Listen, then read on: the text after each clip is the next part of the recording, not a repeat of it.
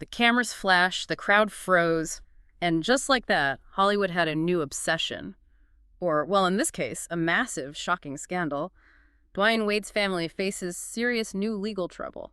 Right, and it is a situation that just completely exploded overnight. I mean, we were talking about an incident that shattered the internet almost instantly. Welcome to Starscope Report.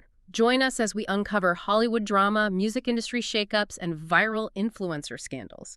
From red carpet surprises to social media controversies, we dive deep into the stories behind the fame. And for today's deep dive, we are cutting through the absolute chaos of the internet's most chaotic news cycles. Exactly.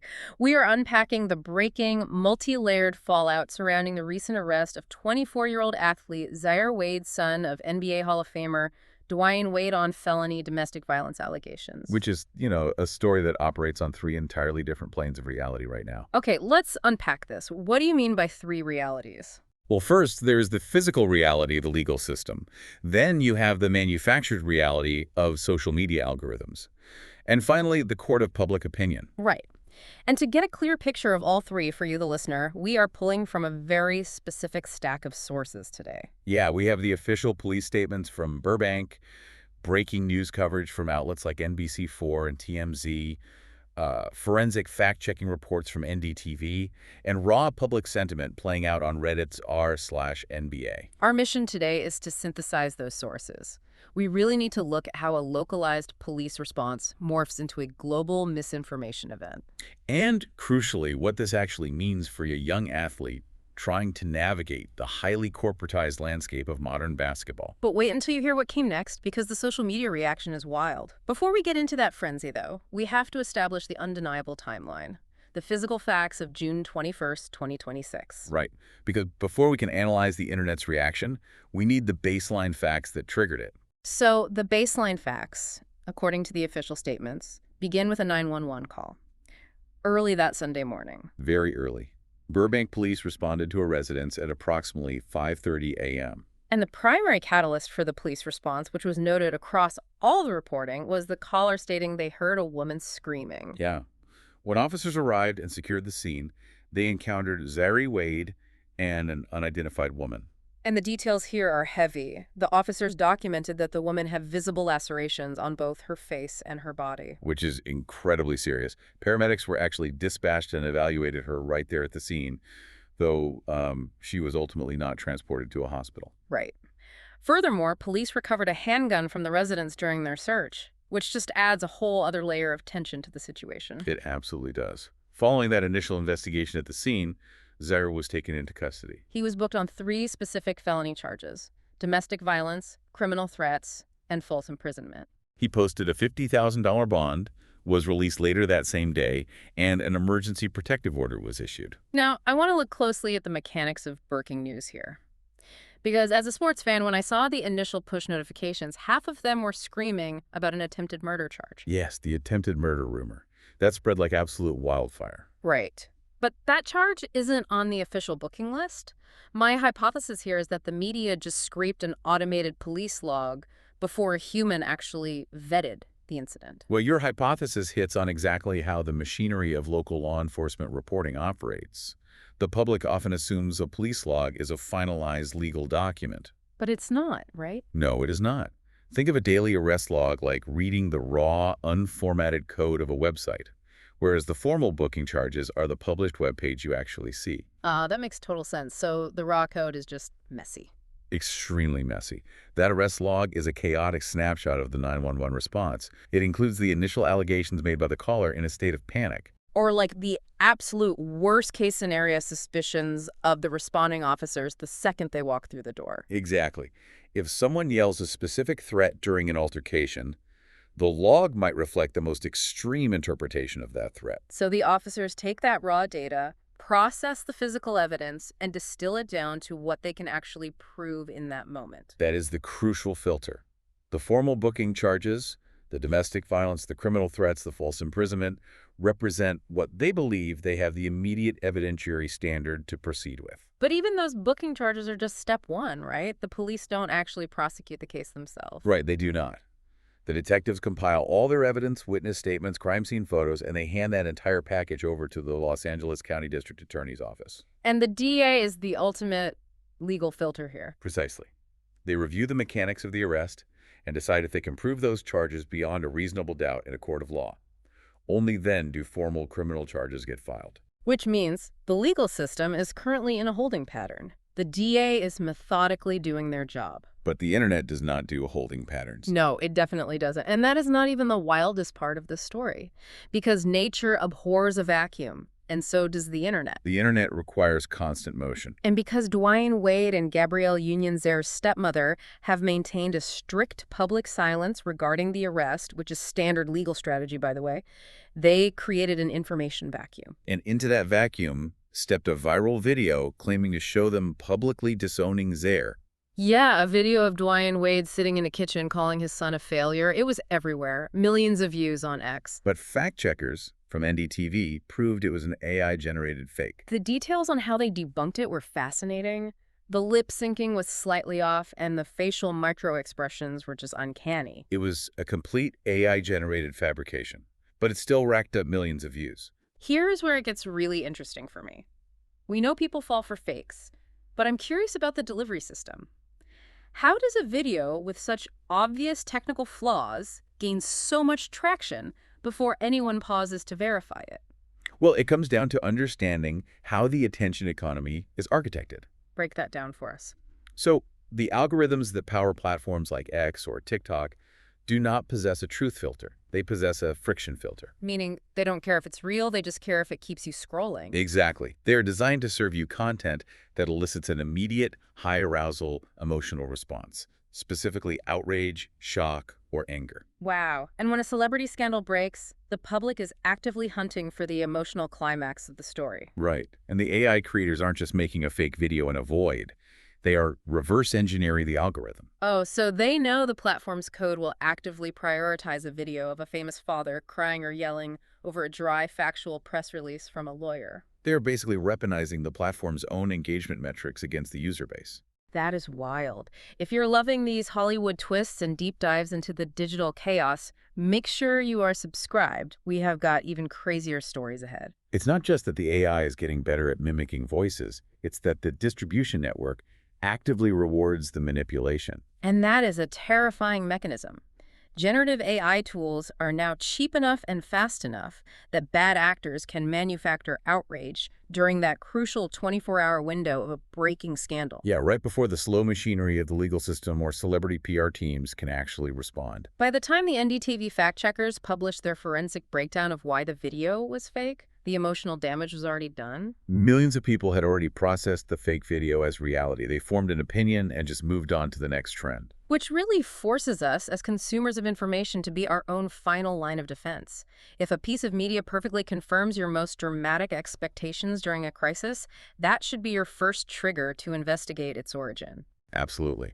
Now, that transition from manufactured digital outrage brings us to the actual, genuine public sentiment surrounding this case. Yes, let's talk about the human reaction, because while the AI video was fake, the anger and the disappointment expressed by real sports fans are very real. When we dive into the Reddit threads from r/NBA that were provided in our sources, there is a massive, overarching sociological debate happening. The dominant theme isn't just about the arrest itself. It's about the intersection of generational wealth, legacy, and morality. The forums offer a very unfiltered look at how the public processes celebrity privilege. Right. When the child of immense wealth and famous lineage faces serious allegations, the public reaction instantly strips away any benefit of the doubt. The sentiment completely shifts from viewing them as a person making a mistake to viewing them as someone who squandered an unearned advantage. I noticed a lot of commenters using phrases like silver spoon and still messing up. Yeah, that sentiment was everywhere.